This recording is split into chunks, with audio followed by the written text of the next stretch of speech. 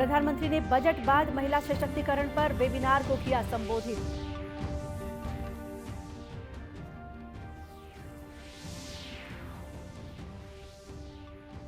Australia के प्रधानमंत्री Anthony Albanese ने प्रधानमंत्री नरेंद्र मोदी से की वार्ता।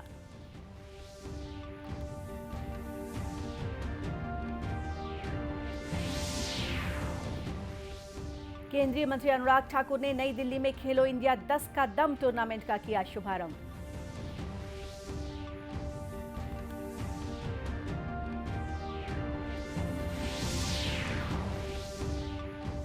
और अब केंद्र की योजनाओं की प्रगति के संबंध में जिलों को हर महीने देनी होगी रिपोर्ट। केंद्रीय मंत्री विश्वेश्वर टुडू ने दी जानकारी।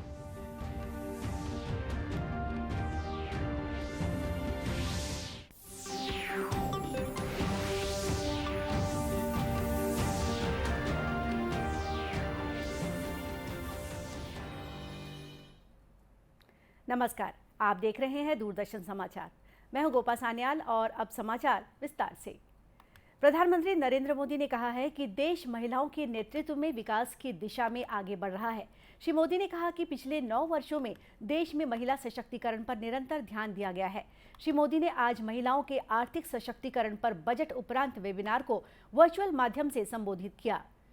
प्रधानमंत्री ने महिलाओं के लिए इस वर्ष के बजट में सरकार की घोषणाओं के बारे में बातचीत की। उन्होंने कहा कि साल का बजट महिलाओं के नेतृत्व में विकास की दिशा में किए गए प्रयासों को और प्रोत्साहन देगा।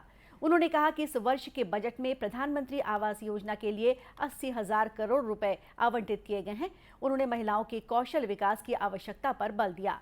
प्रधानमंत्री ने कहा कि विश्वकर्मा योजना इस दिशा में एक प्रमुख भूमिका निभाएगी और महिला सशक्तिकरण के लिए इसके अवसरों का लाभ उठाने की आवश्यकता है। बीते 9 वर्षों में देश विमेन लेड डेवलपमेंट के विजन को लेकर आगे बढ़ा है। भारत ने अपने बीते वर्षों के अनुभव को देखते हुए विमेन डेवलपमेंट से विमेन लेड डेवलपमेंट के प्रयासों को वैश्विक मंच पर भी ले जाने का प्रयास किया है। इस बार भारत की अध्यक्षता में हो रही G20 की बैठकों में भी ये विषय प्रमुखता से छाया हुआ है। इस वर्ष का बजट भी विमेन लेड डेवलपमेंट के इन प्रयासों को नई गति देगा।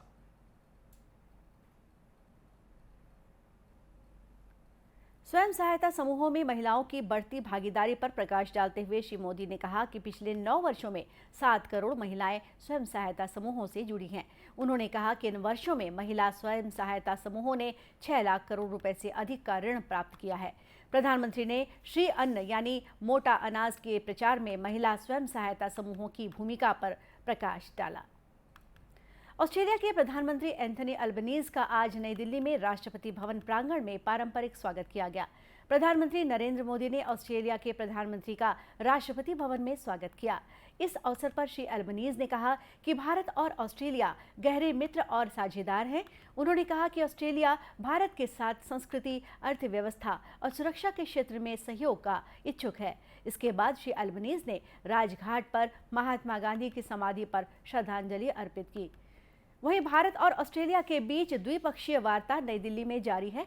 प्रधानमंत्री नरेंद्र मोदी और ऑस्ट्रेलिया के प्रधानमंत्री एंथनी एल्बनीज हैदराबाद हाउस में विभिन्न मुद्दों पर विचार विमर्श कर रहे हैं।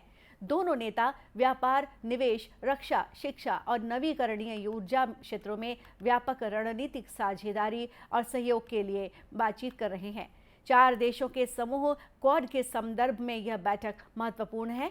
भारत और ऑस्ट्रेलिया के बीच मैत्रीपूर्ण संबंध है। पिछले वर्ष दोनों देशों ने आर्थिक सहयोग और व्यापार के लिए मुक्त व्यापार समझौते पर हस्ताक्षर किए थे। 2021-22 में दोनों देशों के बीच द्विपक्षीय व्यापार लगभग $27 बिलियन का था। वर्ष 2035 तक इसके 45 से $50 बिलियन तक हो जाने की आशा है। खेलो इंडिया 10 का दम टूर्नामेंट आज शुरू हो गया है। युवा कार्यक्रम और खेल मंत्री अनुराग सिंह ठाकुर ने नई दिल्ली के जवाहरलाल नेहरू स्टेडियम में इस टूर्नामेंट का उद्घाटन किया। इस मौके पर श्री ठाकुर ने मीडिया को बताया कि इस प्रतियोगिता में देश के करीब 15,000 महिला एथलीट्स हिस्सा ले रही हैं। प्रतियोगिता में 10 खेल शामिल हैं। उन्होंने कहा कि इस टूर्नामेंट का उद्देश्य राष्ट्रीय या राज्य स्तर की प्रतियोगिताओं में भाग लेने में असमर्थ महिला एथलीट्स को एक मंच प्रदान करना है। खेलो इंडिया यूथ गेम्स में 1818 बेटियों की पार्टिसिपेशन थी। मात्र 3-4 वर्षों में बढ़कर वो 2700 से ज़्यादा हो गई। 10 का दम आज शुरुआत की गई, जहां पर देश के 10 राज्यों में 10 अलग अलग स्पोर्ट्स डिसिप्लिन में 10,000 से ज़्यादा बेटियों की भागीदारी होगी, महिलाओं की भागीदारी होगी। नारी शक्ति न्यू इंडिया में और कदम आगे बढ़ाए खेलों के क्षेत्र में, ये सुनिश्चित करने के लिए है। महिला सशक्तिकरण खेलों के माध्यम से हो, ये सुनिश्चित करने के लिए है।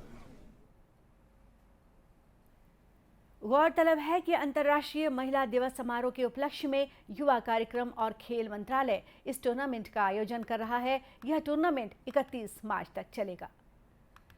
केंद्रीय राज्य मंत्री विश्वेश्वर टुडू ने दंतेवाड़ा में संबंधित विभाग की समीक्षा बैठक ली। बैठक में मंत्री ने डीएमएफ मद के व्यय की जानकारी ली। उन्होंने डीएमएफ और सीएसआर मद के तहत जिले में हुए कार्यों के बारे में भी जानकारी ली। उन्होंने जल जीवन मिशन के अंतर्गत सिंगल विलेज और मल्टी विलेज योजनाओं की प्रगति के बारे में भी जाना। केंद्रीय मंत्री ने बताया कि केंद्र की योजनाओं की प्रगति की समीक्षा और बजट के सदुपयोग के लिए हर महीने जिला स्तर पर समीक्षा करने का निर्णय लिया गया है। अब से हर केंद्रीय योजनाओं की जानकारी जिलों को हर महीने केंद्र सरकार को भेजनी होगी। देश भर में ऐसा कोई बीपीएल परिवार नहीं रहेगा कि जिनको घर ना मिले, लेकिन राज्य सरकार ने बहुत सारी ऐसे किया और एग्जाम भी लगाया कि केंद्र सरकार ने पैसा नहीं दे रहा, लेकिन वास्तव स्थिति दूसरा था। इसलिए केंद्र ने एक बड़ा कानून जारी किया है कि हर महीना जिला स्तर पर क्या क्या प्रोग्रेस हो रहा है, कितना आवेदन हो रहा है और कितना उसको डिस्पोज किया जा रहा है, इस हिसाब से रिपोर्टिंग करने के लिए और इसको एक्सटेंड किया गया है कि 2023-24 को सबको मिलना चाहिए। बैठक में केंद्रीय मंत्री ने आदिवासी विकास विभाग से आश्रम स्कूलों, अमृत सरोवर योजना सहित अन्य योजनाओं की भी समीक्षा की। बीजापुर जिले के आवापल्ली बासागुड़ा मार्ग के मुरदोंडा में कल देर रात माओवादियों ने क्रशर प्लांट में आग लगा दी। बीजापुर के पुलिस अधीक्षक अंजनेय वार्ष्णेय ने पत्रकारों को बताया कि इस घटना को माओवादियों की स्मॉल एक्शन यूनिट द्वारा अंजाम दिए जाने की खबर है। इस हादसे में क्रशर मशीन पूरी तरह जलकर नष्ट हो चुकी है। उन्होंने बताया कि प्लांट में एक बार पहले भी माओवादियों ने आगजनी की थी। पुलिस अधीक्षक ने कहा कि इस हादसे के बाद इलाके में गश्त तेज कर दी गई है। वहीं ठेकेदारों को भी अलर्ट रहने को कहा गया है। थोक बाजारों में प्याज की कीमतों में गिरावट आने के बाद नासिक ने गुजरात की 3 मंडियों में प्याज की खरीदी शुरू की है। केंद्र सरकार ने राज्य में प्याज की गिरती कीमतों से किसानों को तत्काल राहत देने के लिए बाजार हस्तक्षेप की योजना बनाई है। भावनगर, गोंडल और पोरबंदर मंडियों से प्याज की खरीदी शुरू हुई है। प्याज के लिए किसानों को भुगतान ऑनलाइन किया जा रहा है। साथ ही किसानों से इन केंद्रों पर बेहतर दर का लाभ उठाने के लिए अपनी अच्छी गुणवत्ता और सूखी प्याज का स्टॉक लाने का अनुरोध किया गया है। इससे छत्तीसगढ़ में भी प्याज की कीमतों में असर पड़ने की संभावना है। कांकेर जिला प्रशासन ने तमिलनाडु से 10 मजदूरों का रेस्क्यू किया है। इन्हें सुरक्षित कांकेर वापस लाया गया है। मिली जानकारी के अनुसार प्रशासन को शिकायत मिली थी कि अंतागढ़ ब्लॉक के ग्रामीण बोर गाड़ी में कार्य करने गए हुए थे, जो काम खत्म होने के बाद अपने घर वापस आना चाहते थे, लेकिन उन्हें वापस आने नहीं दिया जा रहा था। इस पर प्रशासन और पुलिस ने संयुक्त टीम बनाकर तमिलनाडु पहुंच सभी को सुरक्षित कांकेर वापस ले आई है। जिला पंचायत कांकेर के सीईओ सुमित अग्रवाल ने बताया कि इन मजदूरों को कौशल प्रशिक्षण योजना के तहत प्रशिक्षित कर आजीविका का अवसर मुहैया कराया जाएगा। पुलिस की टीम को यहाँ से रवाना किया गया था और उनको सकुशल आज कांकेर वापस लाया गया है और सभी की काउंसलिंग आज की गई है। उनको जो भी यहाँ पे जो मूलभूत सुविधा है, जो भी तकलीफ है, उसके बारे में उनका सॉर्ट आउट किया जा रहा है मामला। साथ ही हमारी तरफ से ये भी उनको अभी समझाइश दी गई है कि जिला प्रशासन द्वारा विभिन्न प्रकार के कौशल प्रशिक्षण उनको दिया जा रहा है, तो उसमें वो शामिल होकर उससे भी ज़्यादा पैसा वो कमा सकते हैं और अच्छे से बिना किसी कठिनाई के, बिना किसी तकलीफ के अपना जो रोजगार है, आजीविका है, वो अपना उपार्जन कर सकते हैं। लाए गए मजदूरों में 4 नाबालिग मजदूर भी शामिल हैं। केंद्र सरकार की राष्ट्रीय ग्रामीण आजीविका मिशन योजना गांव की महिलाओं के लिए वरदान साबित हो रही है और गांव की महिलाएं गांव में ही रहकर रोजगार पा रही हैं। प्रदेश में भी इस योजना से ग्रामीण महिलाओं को अच्छा लाभ मिल रहा है। जांजगीर चांपा जिले के नवागढ़ विकासखंड के गांव पुटपुटा के सहायता समूह की महिलाएं भी इस योजना की सफलता की एक मिसाल हैं। ये महिलाएं गौठानों में फूलों और साग भाजी की खेती कर गांव के विकास में अपनी भागीदारी निभा रही हैं। समूह की महिलाओं का कहना है कि हमें गांव में रहकर ही रोजगार का साधन मिल गया है, जो हमारे परिवार के भरण पोषण का सहारा बन गया है। गौठान में तबाड़ी लगाए हैं, आलू, गेहूँ, भाटा, हर चीज़ लगाए हैं। बाजारों में बेचे जाथन, गाँवों में बेचे जाथन। हमन बनी भूती करत रहन, आन के गड्ढा खनती जात रहन, 100-150 रुपया रोजी कमात रहन। अब जब से बारी लगोए हन तब से नहीं जाथन ककरो, ई माँ के लगे हबन, हमन कमात हन सुघर। हमन पहली समिति में नहीं जुड़े रहन तब खोखरा जांजगीर बूता काम करे जात रहन। अब सरस्वती सेवा समिति नाम है, एमा जुड़े हन तब ले इमा रथन बूता काम करथन और सब कुछ लगाए हन। गोंदा है, भाजी है, मेथी, धनिया, सब कुछ लगे हवाए। जिला पंचायत जांजगीर चांपा के सीईओ डॉक्टर ज्योति पटेल ने बताया कि जिले में 336 ग्राम पंचायतें हैं, जिसमें से 251 में गौठान निर्माण का काम पूरा हो गया है। इन गौठानों में स्व सहायता समूह की महिलाओं को रोजगार के अवसर दिए जा रहे हैं। 251 में तो हमने अभी अपना गौठान का निर्माण कार्य पूरा कर लिया है। इससे जो हमारे गांव के पशुधन होते हैं उनको एक आश्रय तो मिलता ही है। उनके अभी हम लोगों ने जिले में पैरादान कराया है, जिससे उनके भोजन की भी व्यवस्था होती है।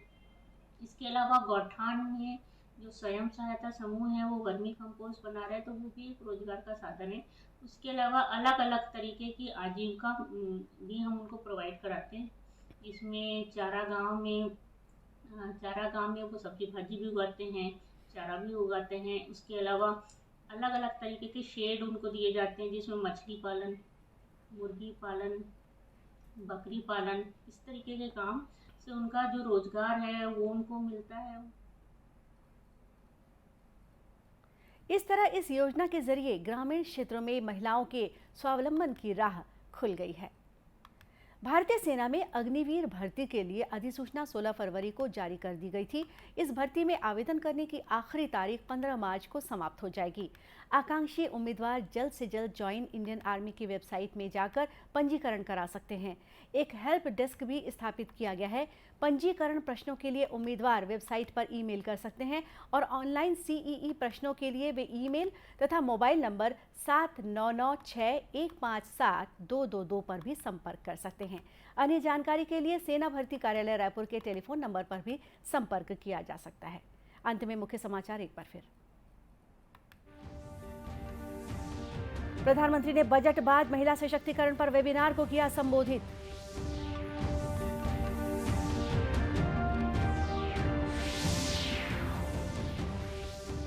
ऑस्ट्रेलिया के प्रधानमंत्री एंथनी एल्बनीज ने प्रधानमंत्री नरेंद्र मोदी से की वार्ता।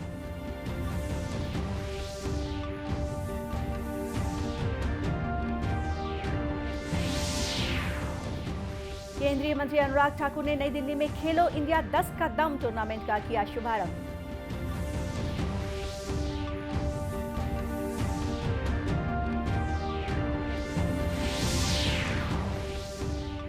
और अब केंद्र की योजनाओं की प्रगति के संबंध में जिलों को हर महीने देनी होगी रिपोर्ट। केंद्रीय मंत्री विश्वेश्वर टूडू ने दी जानकारी। और इसी के साथ ये समाचार बुलेटिन यही समाप्त हुआ। नमस्कार।